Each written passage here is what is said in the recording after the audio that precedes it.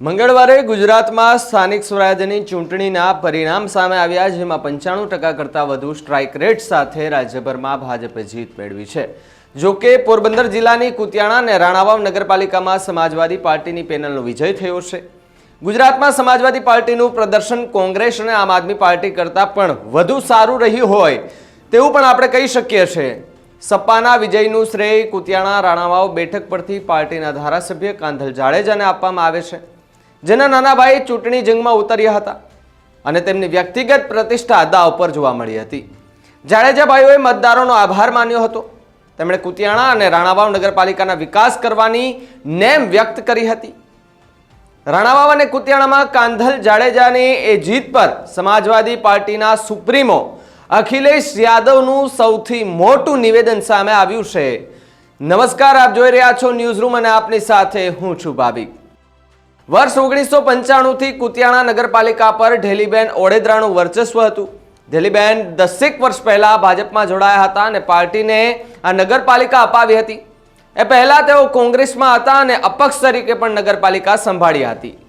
ગત નગરપાલિકાની ચૂંટણી દરમિયાન કાંધલ જાડેજા રાષ્ટ્રવાદી કોંગ્રેસ પાર્ટીમાં હતા અને તેમણે પોતાની પેનલ ઉતારી હતી। જો કે ઢેલીબેન પોતાનું વર્ચસ્વ જાળવી રાખવા સફળ રહ્યા હતા અને પાર્ટીને 24 માંથી 19 બેઠક અપાવવામાં ફાળો રહ્યો હતો મુખ્ય એનો। વર્ષ 2022માં ગુજરાતમાં ભાજપને 154 બેઠક મળી હતી, ત્યારે કુતિયાણાની બેઠક પર સમાજવાદી પાર્ટીના કાંધલ જાડેજાનો વિજય થયો હતો। ભાજપે આ બેઠક પરથી ઢેલીબેન ઓડેદરાને ઉમેદવાર બનાવ્યા હતા, પરંતુ ત્યાં કાંધલ જાડેજાની બહુમતી સાથે જીત થઈ હતી। ઢેલીબેન ઓડેદરા કાંધલ જાડેજાના ફોઈના પુત્રવધુ છે, જેથી આ બે પરિવાર વચ્ચે વર્ચસ્વની લડાઈ હોવાનું પણ લોકમુખે ચર્ચાઈ રહ્યું હતું। अखिलेश यादव ने पोस्ट કરીને લખ્યું છે કે गुजरात के नगर निकाय चुनाव में समाजवादी पार्टी की जीत बेहद उत्साहजनक है। विशेषकर पोरबंदर जिले की 2 पालिका कुतियाणा और राणावाव में समाजवादी पार्टी ने पीडीए की जीत का परचम फहराया है। गुजरात के प्रगतिशील और सौंदर्य प्रिय मतदाताओं को हार्दिक धन्यवाद व गुजरात के पोरबंदर व अन्य जगहों पर विजयी हुई समाजवादी पार्टी के सभी प्रत्याशियों के साथ साथ सपा के सभी नेताओं, पदाधिकारियों और कार्यकर्ताओं को भी बधाई, जिनकी मेहनत और लगन से ही ये जीत संभव हो पाई है। श्री अखिलेश यादव जी, राष्ट्रीय अध्यक्ष समाजवादी पार्टी।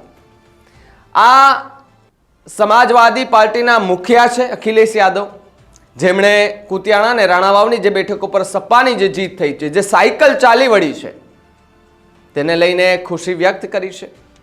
તો બીજી તરફ ગુજરાત ભાજપના પ્રદેશ અધ્યક્ષ CR પાટીલે ગાંધીનગર ખાતે પત્રકાર પરિષદ સંબોધી હતી અને તેમાં કહ્યું હતું કે અમારી ધારણા કરતાં ઘણી સીટો ઓછી મળી છે, કારણ કે થોડી કચાશ રહી ગઈ છે। અમારે 68 માંથી 68 નગરપાલિકા જીતવી હતી, પરંતુ અમે 68 માંથી લગભગ 62 નગરપાલિકા પર સત્તા મેળવી શક્યા છીએ। પાટીલનો ઇશારો જોઈએ તો કુતિયાણા અને રાણાવાવ અને સલાયા જેવી નગરપાલિકાઓ તરફ હતો, જેના કારણે પાર્ટીનો સ્ટ્રાઇક રેટ 96% આસપાસ રહેવા પામ્યો હતો। ચૂંટણી પરિણામો અંગે પ્રતિક્રિયા વ્યક્ત કરતા કાના જાડેજાએ કહ્યું હતું કે કાંદલભાઈના કામો અને મારા પર જનતાના વિશ્વાસના કારણે વિજય થયો છે અને જનતાના વિશ્વાસને અમે અડીખમ જાળવી રાખીશું તેવું નિવેદન આપવામાં આવ્યું હતું। ચૂંટણી પરિણામો બાદ પોરબંદર સ્થિત કાંધલ જાડેજા અને કાના જાડેજાના નિવાસસ્થાને ભવ્યથી ભવ્ય ઉજવણી કરવામાં આવી હતી। કુતિયાણા રાણાવાવ બેઠક પરથી ધારાસભ્ય કાંધલ જાડેજાએ ચૂંટણી પરિણામો અંગે પ્રતિક્રિયા આપતા જણાવ્યું હતું કે આ પરિણામો જનતાના આશીર્વાદ છે। હજુ અમે ધાર્યા કરતાં ઓછી સીટો આવી છે, જે વચન આપ્યા છે પૂરા કરીશું। કુતિયાણામાં કામો ન થયા એટલે ગઢમાં ગાબડું પડવાના જ હતા તેવું પણ નિવેદન કાંધલ જાડેજા દ્વારા આપવામાં આવ્યું છે। આ પરિણામો પગલે ગુજરાતમાં ઉત્તર પ્રાદેશિક પક્ષ સમાજવાદી પાર્ટીના 2 નગરપાલિકામાં વિજય થયો છે, જે રાષ્ટ્રીય પક્ષ કોંગ્રેસ કરતા 1 વધુ છે। એટલે સ્વાભાવિકપણે ગુજરાતમાં કોંગ્રેસ અને આમ આદમી કરતા જો સારું કોઈ ચૂંટણીની અંદર પ્રદર્શન કર્યું હોય અને જીત મેળવી હોય તો એ છે સમાજવાદી પાર્ટી, અને એનો મુખ્ય શ્રેય જાય છે એ કાંધલ જાડેજાને, કે જે ધારાસભ્ય છે અને આ વખતે એમના નાના ભાઈ કાના જાડેજાને પણ મેદાને ઉતાર્યા હતા અને જીતનો વિશ્વાસ એમને પહેલેથી જ હતો। અને આખરે એ પેનલનો વિજય થતાની સાથે એ કુતિયાણાની જનતામાં પણ ક્યાંક લાગણીઓ અનુભવાઈ હતી। લોકો છે એ પણ કહી રહ્યા હતા કે કાંધલભાઈના ભાઈ કાનાભાઈ જીતવાના છે। લોકોનો વિશ્વાસ હતો, એ માટે થઈ અને કાનાભાઈ જીત્યા હોવાનું લોકમુખે અત્યારે ચર્ચાઈ રહ્યું છે. આખા મુદ્દાને તમે કેવી રીતે જુઓ છો અમને કમેન્ટ કરીને ખાસ જણાવજો. જોતા રહો ન્યૂઝ રૂમ. નમસ્કાર.